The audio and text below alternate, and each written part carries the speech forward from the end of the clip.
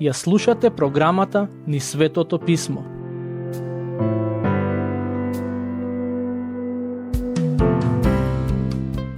Денес ќе продолжиме со обработка на глава 14 од Евангелието според Лука, каде покрај другото читаме дека Исус беше поканет на вечера кај еден фарисеј.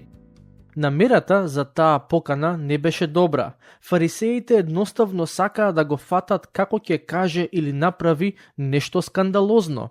Господ Исус знаеше дека му подготвуваат замка, но не се плашеше од тоа, бидејќи беше свесен дека таа вечера ќе биде добра прилика за да ги научи на некои важни духовни вистини и принципи. За време на вечерата пред Господ Исус поставија човек кој беше болен. Тие знаеа дека ако му донесат болен човек, Исус најверојатно ќе го исцели. Според нив, проблемот беше тоа што Исус ќе го исцели во сабота, но тој многу јасно им даде до знаење дека имаат погрешно разбирање на саботниот ден и тоа го направи преку следното прашање. Ако некој од вашите синови падне во јама во саботен ден, зарем нема да му помогнете да се извлече од неа? Како тогаш да го оставиме овој човек се уште да живее со својата болест? Тој негов коментар сигурно предизвика непријатни чувства кај фарисеите, но Господ Исус мораше и сакаше да ги соочи со вистината и се што им кажа беше кажано поради неговата љубов кон нив. Стихови 8 до 10. Ако те покани некој на свадба, не седнувај на почесно место, зашто ако случајно е поканет некој со поголема чест од тебе, тогаш би можел да дојде оној што ве поканил и тебе и него, па да рече: отстапи го местото на овој, и тогаш засрамен ќе седнеш на последното место, но кога ќе бидеш поканет, оди и седни на последното место, та оној што те поканил, штом дојде да ти каже: пријателе, премести се погоре, тогаш ќе имаш чест пред сите оние што седат заедно со тебе на трпезата. Предпоставувам дека овие зборови се поврзани со начинот на кој гостите седеа на масата за време на таа вечера. Фарисеите во тоа време беа познати по тоа што сакаа да бидат видени, познати и поздравувани од страна на сите луѓе. Не само тоа, туку ги сакаа и почесните места, било во домовите за време на вечера или пак во јавноста. Преку ова што им го кажува, Господ Исус сака да ги поттикне да се трудат да бидат понизни. Се разбира, тој не само што поучуваше за понизност, туку и со личен пример покажа како понизноста изгледа на дело. Стихови 11 до 14. Зашто секој што се возвишува ќе биде понизен, а тој што се понизува ќе биде возвишен. А на оној што го беше поканил му рече: кога даваш ручек или вечера, не кани ги пријателите своји, ниту браќата своји, ни роднините своји, ниту богатите соседи, за да не те поканат и тие некогаш и да ти биде возвратено. Но, кога даваш гозба, повикај ги сиромасите, куците, слепите, и ќе бидеш блажен, зашто тие немаат со што да ти возвратат, и затоа ќе ти биде возвратено при воскресението на праведните. Ова е многу важен принцип, кој ми се чини дека луѓето ретко го применуваат.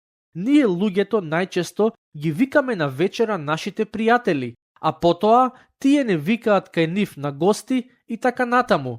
Ние ги угостуваме, потоа они го прават истото за нас и така тоа постојано се повторува само со различни пријатели. Но Господ Исус не поттикнува да одиме чекор понапред.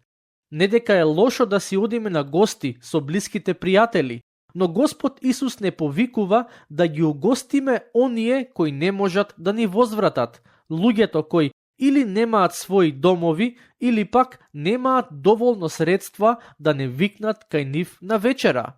Патем, забележете дека Господ Исус не вели дека треба да ги храниме сиромашните кои ги сретнеме на улица, туку да ги повикаме во своите домови. Потребна ни е навистина надприродна љубов која доаѓа од Бог за да направиме такво нешто. Верувам, можете да претпоставите колку тензична била атмосферата за време на оваа вечера. Се започна со исцелението на болниот човек, а потоа и Господ Исус ги критикуваше фарисеите за нивната желба да ги добијат почесните места.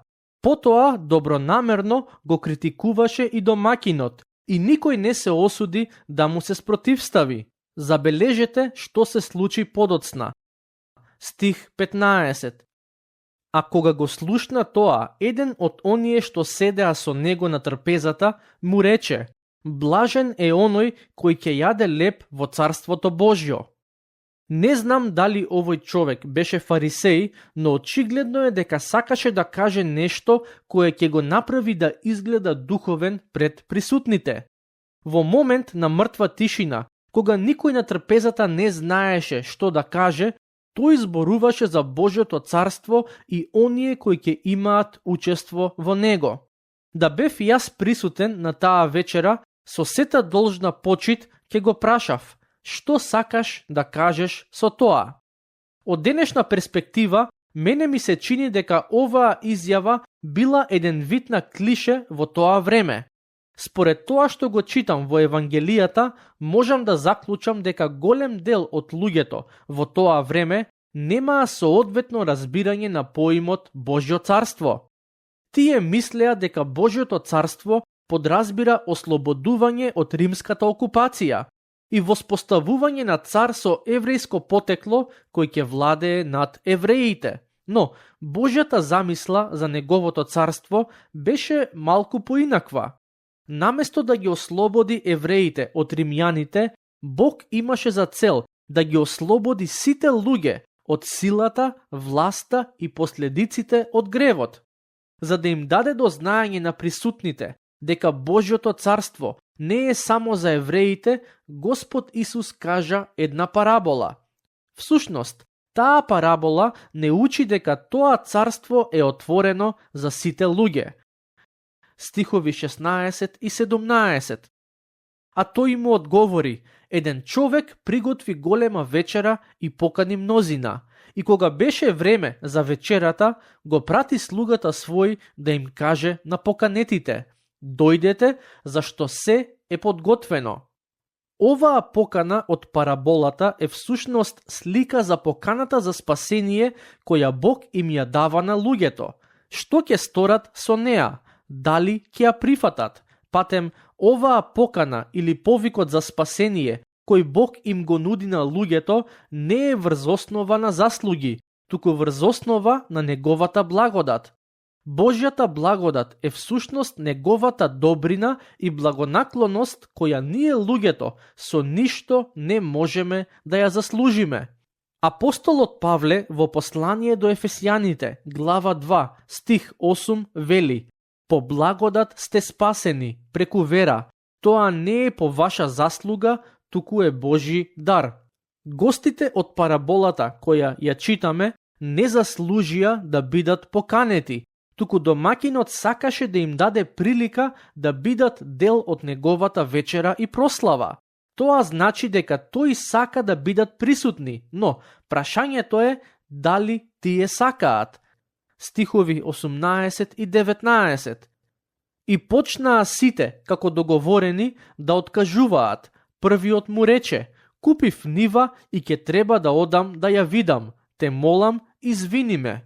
Вториот рече: купив 5 дзевгари волови и одам да ги пробам. Те молам, извини ме. Очигледно е дека поканетите почнаа да наоѓаат изговори за да не се појават на вечерата. Кој купува нива без да ја види? Очигледно е дека ова е изговор. Кој купува волови без да ги провери како работат и дали се доволно здрави? Не само тоа, туку никој не би ги пробувал воловите како работат навечер, а поканата за прославата на домакинот беше за вечера. Очигледно е дека луѓето бараа изговори. Што е поентата на овој дел од параболата? Господ Исус сака да ги прекори евреите, бидејќи тие беа првиот народ на кои Бог му се објави преку писмата. Тие беа оние на кои првично им беше даден повикот да бидат дел од тоа што Бог го има замислено за овој свет. Но, како и поканетите од параболата, се чини дека евреите не го сватија тој повик доволно сериозно. Патем, кога станува збор за изговори, не можам а да не се сетам на еден доктор кој беше посетител во една од црквите во кој служев низ годините. Тој имаше мала клиника и ја водеше како сопствен бизнис. Честопати се случуваше докторот да не се појави во недела наутро на богослужба.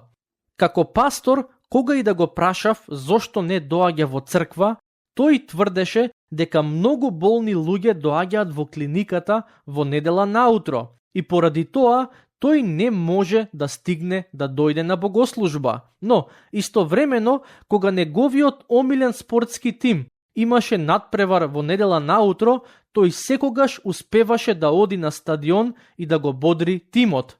Се чини дека во такви денови поважен му беше спортот од професијата, а во останатите неделни денови поважна му беше професијата отколку заедништвото со другите христијани.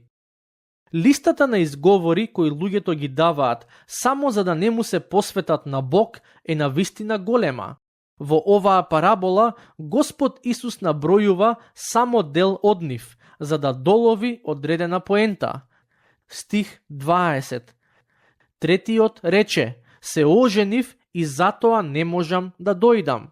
Знаете, во Стариот Завет Бог преку Мојсеј даде закон, според кој оние кои стапуваат во брак ќе бидат ослободени од воена служба во период од 1 година. Може би тоа потикнало многумина да се женат во време на војна, за да избегнат учество во конфликт и губење на животот. Не велам дека тој закон има некаква поврзаност со изговорот кој што туку го прочитавме, но сакам да кажам дека имаше околности во кои мажите беа ослободени од одредени одговорности. Но, овој човек, за кого читавме пред малку, имаше многу слаб и нелогичен изговор. Каква врска имаше женењето со присуството на вечерата? Низ годините дојдов до заклучок дека има 3 фактори кои ги држат луѓето подалеку од Бог. Прво, материјалните богатства, второ, бизнисот и трето, семејните врски. Многумина денес не го следат Христовиот пат само затоа што нивните родители не се заинтересирани да го сторат истото.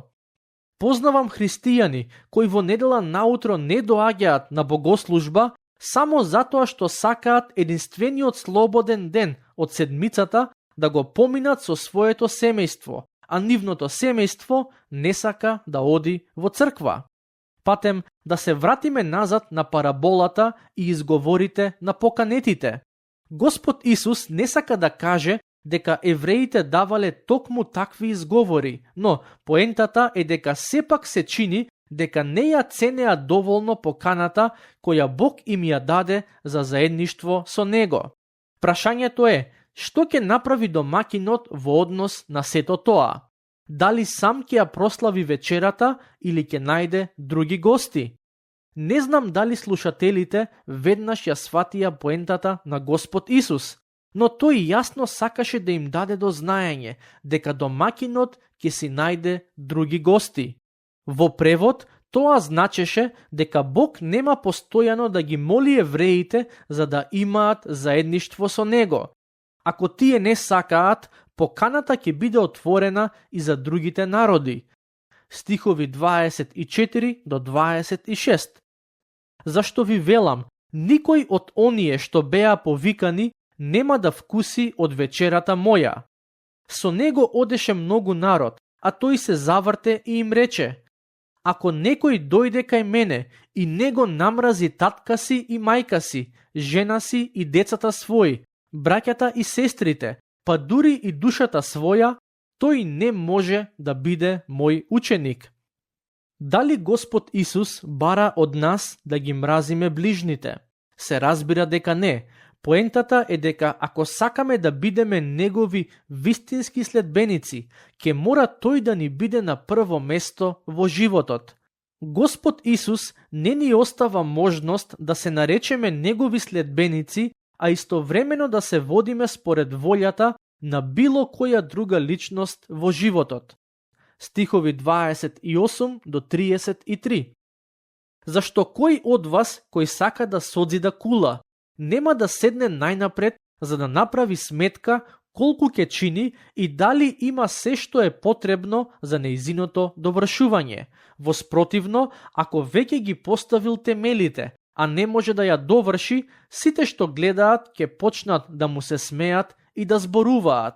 Овој човек почна да дзида и не може да доврши.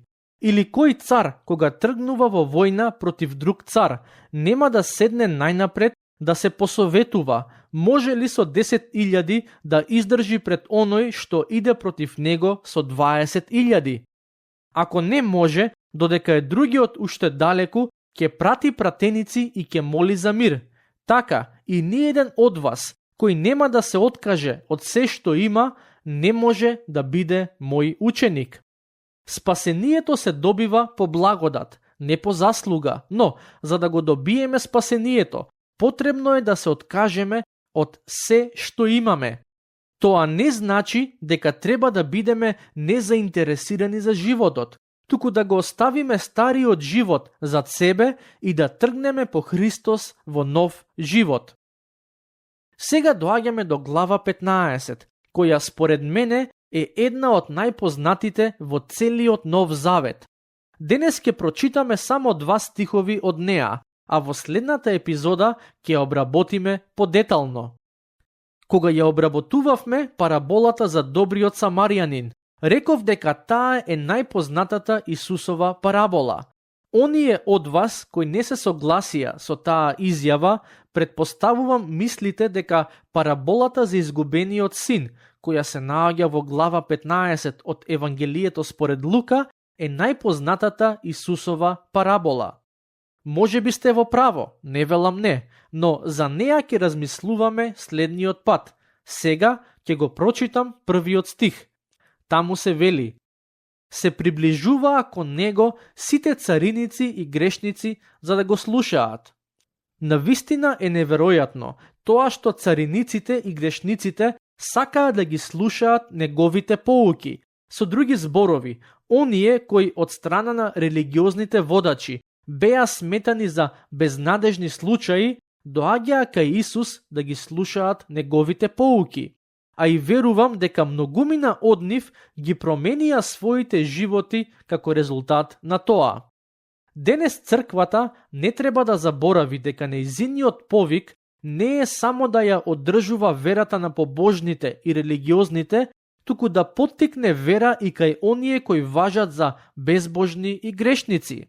На секој човек му е потребно Евангелието, кое е радосна вест за спасение преку вера во Господ Исус Христос. Токму затоа и ја снимаме оваа аудиопрограма, бидејќи сакаме Божјата љубов да допре до колку што е можно повеќе луѓе. Стих 2. А фарисеите и книжниците негодуваа, велејки: овој прима грешници и јаде со нив. Како одговор на оваа нивна изјава, Господ Исус ќе каже 3 параболи, кои во суштина пренесуваат една иста порака. Тоа се параболите за изгубената овца, изгубената драхма и изгубениот син. За нив ќе размислуваме следниот пат. Бог нека ве благослови.